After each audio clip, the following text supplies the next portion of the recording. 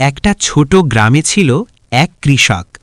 দারিদ্র্যের মাঝেই কেটেছে তার পুরো জীবন।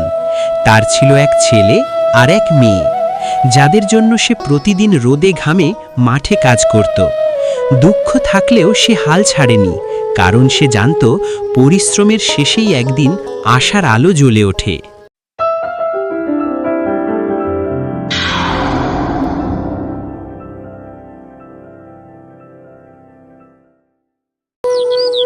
একটা ছোট গ্রাম, নীরব, শান্ত, কিন্তু ভেতরে লুকিয়ে আছে হাজারো গল্প। এই গ্রামেই ছিল একজন কৃষক, মুখে ক্লান্তি, চোখে অনিশ্চয়তা, জীবনের ভারে নুয়ে পড়া এক মানুষ। প্রতিদিন ভোরে রোদ আর ঘামের সাথে লড়াই করে সে কাজ করত মাঠে। তার পাশে থাকতো বয়স ভালো করেছে আমার বাবা, কিন্তু দায়িত্ব বড়। আজ আমরা গাছ সম্পর্কে শিখব।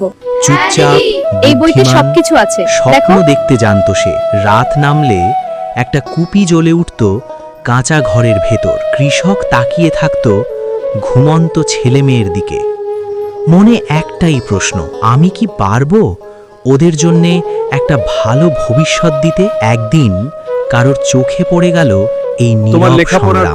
মেয়েটা পেল পড়াশোনার সুযোগ। চিন্তা করিস না, আমি স্বপ্নের দরজা খুলে গেল তার। ছেলেটাও পেল কাজের ভরসা, নিজের পায়ে দাঁড়ানোর সাহস।